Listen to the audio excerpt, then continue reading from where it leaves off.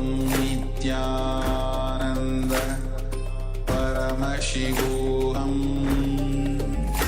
Om Nithyananda Paramashivoham. Yes. So now we'll be moving to the next part of this completion exercise. As we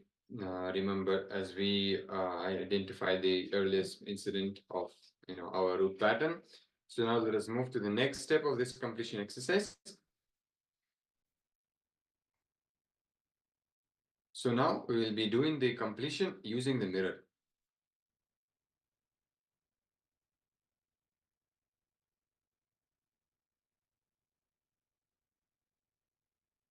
So we'll be doing the process called Swapurnatva. Swapurnatva means self-completion. We'll be using the mirror for this specific completion process. So go through all the situation incidents from the earliest memory till now. So here important thing to understand that we will not be just remembering. The incident will be actually reliving it. So it means going directly into that experience, how we felt at that time, right? How we felt at that time, and try to recollect as much details as you can. What kind of smell was in the house, how really you felt as a child at that time.